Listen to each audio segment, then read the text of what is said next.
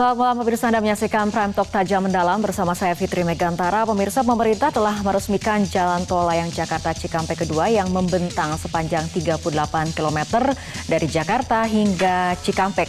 Dirampungkannya proyek tol ini dinilai bisa mengurai kemacetan di tol Cikampek hingga 30%.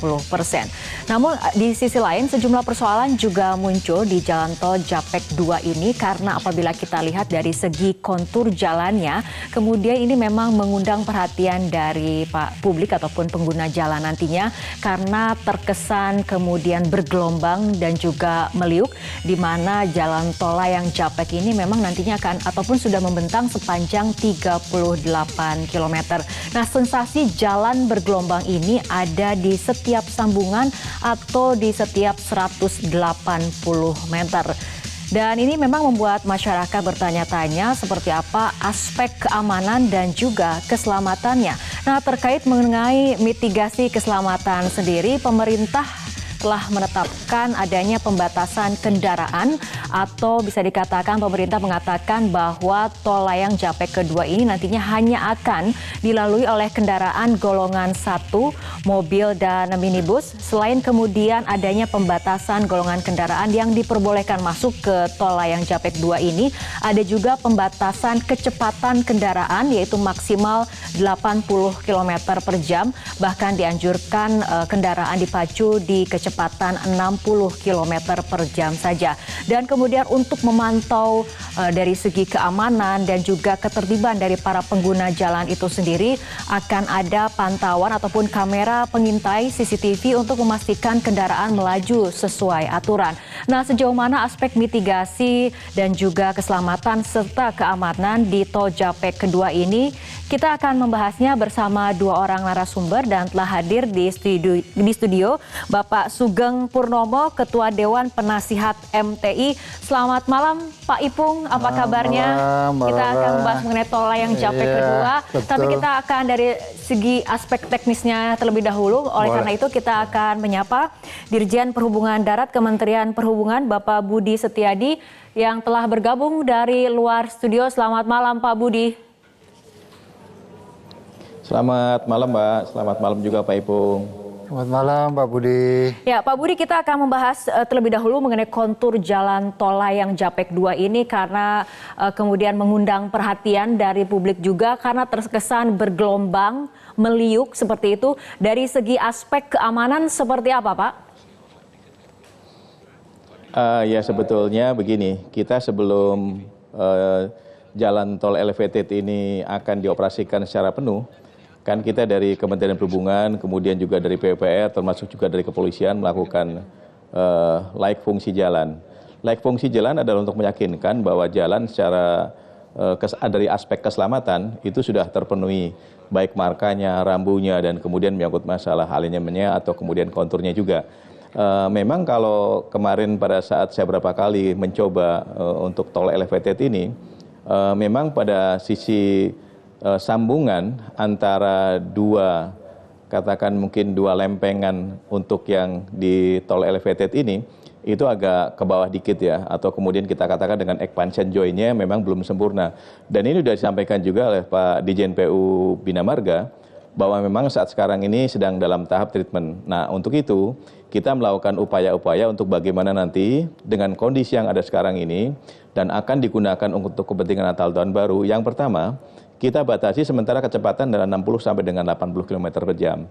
Dan saya mencoba kalau dengan menggunakan kecepatan 80 km per jam, expansion joint yang tadi dikatakan meliuk itu nggak begitu terasa oleh saya. Karena memang kecepatan sangat terkendali, tapi yang kita untuk expansion joint yang saat ini masih terkesan kasar, ada beberapa ataupun ada berapa expansion joint yang memang harus diperhalus, Pak Budi?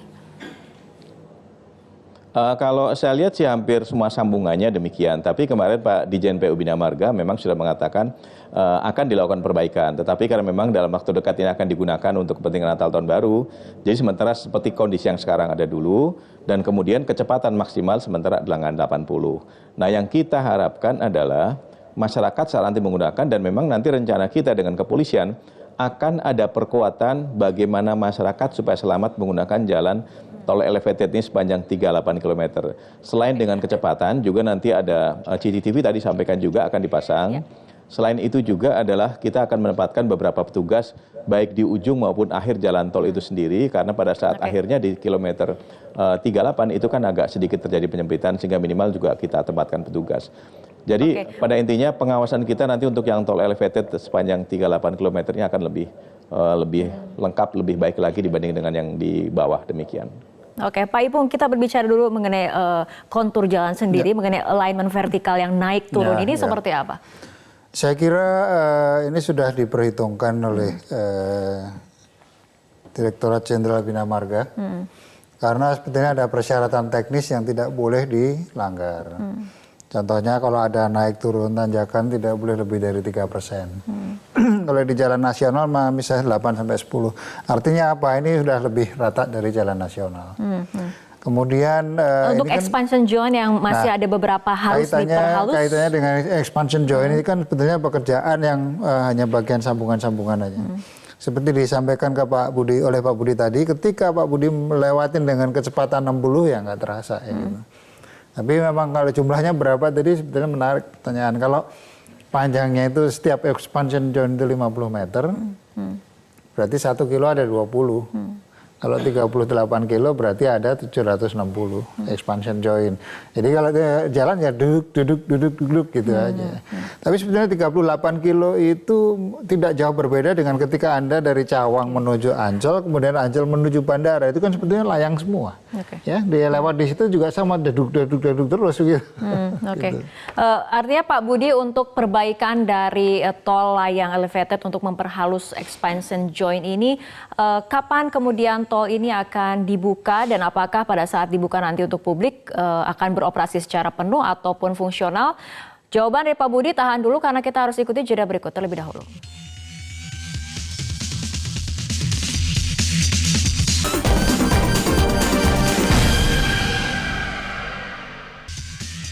Pemirsa, kita lanjutkan kembali perbincangan. Pak Budi, pasca peresmian oleh Presiden kemarin, ini tol layang Japek 2 masih belum dibuka untuk publik karena masih menunggu instruksi dari Menhub dan juga Menteri PUPR. Tapi kemudian ketika dibuka untuk publik, apakah jalan tol ini sudah full operasi atau masih fungsional? Kalau melihat kondisi yang ada, saya kira sudah operasional. Hanya memang sampai dengan nanti untuk angkutan Natal Tahun Baru sampai dengan tanggal 1 atau lebih, itu sementara belum berbayar. Ini yang saya dapatkan informasi dari Kementerian PUPR maupun dari pihak Jasa Marga. Jadi sudah operasional, bukan fungsional lagi. Demikian, Mbak. Oke, sejauh ini Pak, perkiraan tanggal untuk dibuka untuk umum, karena kita ketahui ini menjelang libur Natal dan juga Tahun Baru? Kalau terkait masalah tanggal, memang saya bisa menangkap yang disampaikan oleh Pak Menteri PUPR, kemudian juga oleh Pak Menteri Perhubungan. Terus tadi juga saya pada saat ada rapat kesiapan angkutan Natal Tahun Baru atau operasi lini kepolisian, saya bicara dengan diskusi dengan Ibu Desi di Rut Jasa Marga. Kalau kita sih harapannya sebagai pelaksanaan di lapangan itu sebelum nanti tanggal 19 atau hari Jumat ya, karena hari Jumat itu kan sudah mulai ada pergerakan masyarakat yang untuk melaksanakan Natal dan Tahun Baru di daerah-daerah terutama dari Jakarta ke Jawa Tengah dan sebagainya. Karena kita harapan saya mungkin antara hari Minggu, Senin atau Selasa, kalau bisa jangan Rabu, karena Rabu itu kalau bisa kita udah melakukan uji coba seperti apa kondisinya gitu. Harapan kita demikian. Jadi apakah tanggal 15, apakah tanggal 16, apakah tanggal 17, kita harapkan mungkin di 3 hari itu ada keputusan dari Pak Menteri Perhubungan maupun Pak Menteri PUPR untuk jam berapa, tanggal berapa akan dilakukan pembukaan untuk masyarakat umum.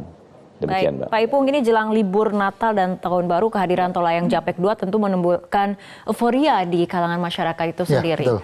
Ini bagaimana kita memang harus menyikapi dari faktor perilaku pengguna jalan sendiri dengan aspek kontur tadi di jalan tol layang Japek 2? Ya, saya kira dari aspek teknis jalan ini kalau sudah memperoleh fungsi oleh Kementerian Perhubungan dan PUPR sendiri, saya kira sudah aman. Kedua, tentunya jalan tol itu kan ada rencana kecepatan rencana. Jadi udah dibikin dengan kecepatan rencana. Kalau sudah direncanakan dengan kecepatan 80, biasanya kalau bisa diturunkan 60 sampai 80 itu maksimal. Meskipun ada safety angka safety-nya, faktornya. Tapi masyarakat diharapkan tetap disiplin menggunakan di antara paling rendah harus 60, paling tinggi 80. Lebih rendah juga berbahaya sebetulnya karena bisa ditubruk dari belakang. Nah, kaitannya dengan euforia, biasanya masyarakat itu kalau hal yang baru itu kan pengen mencoba.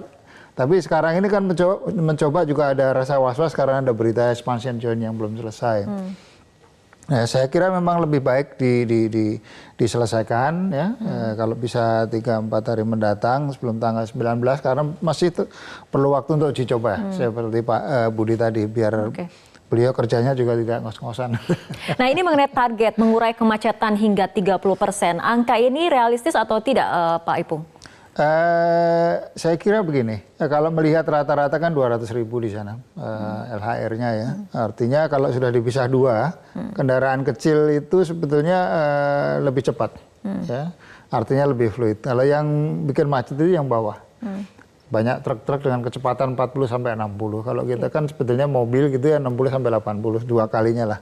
Andai kata itu sudah dinaik ke atas, saya kira kalau yang macet tetap ada di bawah, kalau yang di atas saya kira enggak. Artinya itu kemudian realistis ya, saya kira realistis. Penurunan target 30%. Oke, kita kembali ke Pak Budi. Ini untuk mengenai skenario adanya dalam kondisi darurat untuk tol layang Japek 2 sepanjang 38 km ini akan seperti apa Pak penanganan apabila ada kondisi darurat? Ya, ini juga menjadi sangat penting sekali karena semua jalan juga kita pasti mengutamakan aspek safety ya.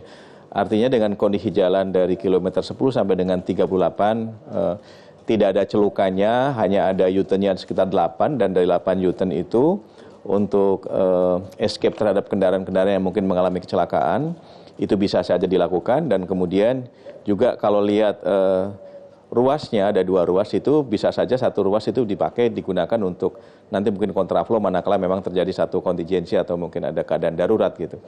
Tapi yang kita harapkan sebetulnya bahwa kemarin dengan Korlantas Polri kita juga lagi menyusun semacam satu skenario kira-kira kalau terjadi kecelakaan itu apa yang mau kita lakukan. Kalau kesiapan menyangkut masalah sarana kendaraan derek kemudian kendaraan ambulan dan juga petugas-petugas saya kira kita siap. Namun demikian dengan kondisi yang lajurnya dipisahkan lajur A dengan lajur B, kemudian hanya ada U-turn seperti itu, tentunya mungkin butuh satu penanganan dan skenario khusus berbeda kalau misalnya mungkin ada semacam celukan atau kemudian ada semacam rest area yang bisa untuk mengamankan sementara kalau mobil ada kecelakaan. Nah dengan kondisi seperti itu memang akhirnya kita akan melakukan satu skenario sendiri. Jadi memungkinkan kalau misalnya kecelakaan, itu kita pakai satu lajur untuk lalu lintas yang biasa. Kemudian satu lajur kita bisa tutup untuk pengamanan dulu dan kemudian kita akan evakuasi untuk kendaraan yang kecelakaan. Mungkin bisa dengan menggunakan kita kontraflow. Jadi satu lajur kita pakai untuk melaksanakan evakuasi kendaraan. Kemudian dari 8 U-turn itu ada 2 yang sudah mempunyai jalan ke bawah dengan menggunakan tangga. Jadi kalau misalnya mungkin untuk kendaraan tetap harus melalui jalan tol, tapi untuk penumpangnya atau orangnya itu bisa menggunakan tangga yang ada ke bawah. Tapi sementara baru dibangun 2. Baik, dan ini Desember merupakan musim penghujan. Pak Ipung mungkin saya akan mintakan pendapat mengenai apa kemudian yang harus diwaspadai dan diperhatikan, terutama untuk jalan tol baru layang seperti ini. Kita akan membahasnya, tapi kita ikuti jeda berikut terlebih dahulu.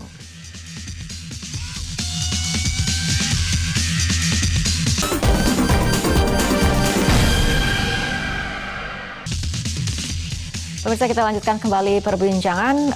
Pak Ipung, tadi Pak Budi sempat berbicara mengenai bagaimana penanganan di kondisi darurat ketika tol layang Japek 2 ini nanti akan dioperasikan. Tanggapan Pak Ipung seperti apa? Saya kira ini kan jaraknya 38 kilo. Memang di antaranya itu ada tangga turun ketika ada terjadi sesuatu. Tapi ya bagi yang bisa turun, kalau yang tidak bisa turun kan berarti harus dievakuasi. Nah ada standar minimal pelayanan minimal dari jalan tol, khususnya yang baru untuk elevated seperti apa. Ini yang penting untuk menjadi diperhatikan. Katakanlah terjadi sesuatu ya kita tidak berharap korban kemudian tidak bisa mengapain di atas. Apakah harus sampai di ujung di sana kan nggak juga gitu. Harus ada helikopter kan. Apakah ini sudah disiapkan atau tidak untuk hal-hal yang darurat seperti ini gitu. Artinya SPM itu kemudian yang harus dirumuskan juga seperti itu. Karena kalau misalnya kita lihat di gambar memang ini jalan tol ini kan membentang 38 km tanpa fasilitas rest area juga seperti tanpa rest area, tanpa exit, tanpa enter. Kemudian kalau mau ada apa-apa di jalan Bagi yang masih bisa turun jalan kaki nggak masalah, tapi yang tidak bisa bagaimana? Kan gitu. Kalau bisa dilihat dari aspek keselamatan, tadi dikatakan oleh Pak Budi ini sudah melewati uji laik jalan, kemudian tadi juga penanganan kondisi darurat juga sudah kemudian dipertimbangkan seperti itu.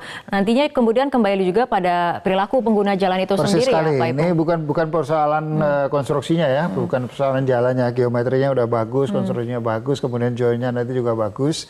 Cuman perilaku ini ya, perilaku kan sudah dikontrol. Kalau memang mau ini ya diparkirin aja mobil polisi di setiap 5 kilo barangkali sebagai warning atau reminder gitu ya, biar jangan terlalu berlebihan ketika di jalan yang masih gratis gitu. Oke, baik, kita kembali ke Pak Budi. Pak Budi, selain kemudian saat ini masih terus dilakukan perbaikan ataupun penyempurnaan terutama di bagian expansion joint-nya sendiri, ini tadi dikatakan mengenai SPM, apakah kemudian juga sudah dirumuskan seperti itu, dan juga bagaimana sosialisasi kepada pengguna jalan agar perilaku pengguna jalan nanti memang sesuai dengan aturan dan juga tertib?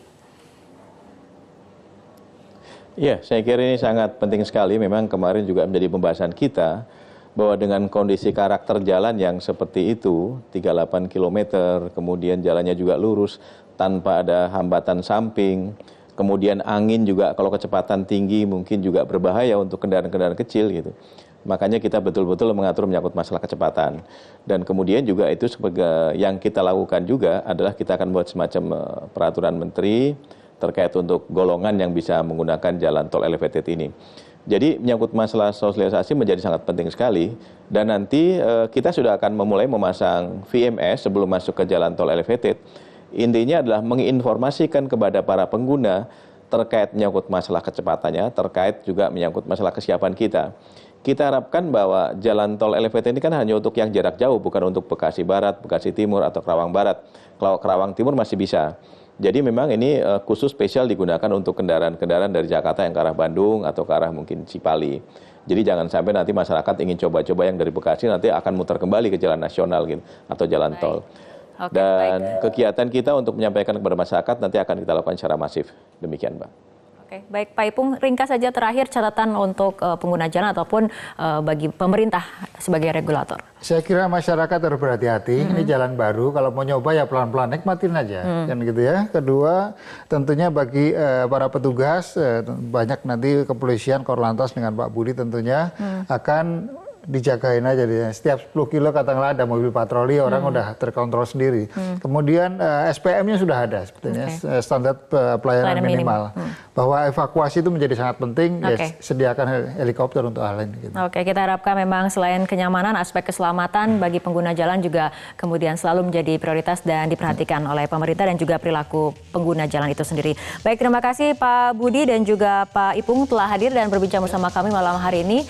Dan pemirsa, perbincangan tadi menutup Prime Talk untuk malam hari ini. Mewakili kerabat kerja yang bertugas, saya Fitri Megantara mengucapkan terima kasih atas kebersamaan Anda. Selamat malam, sampai jumpa.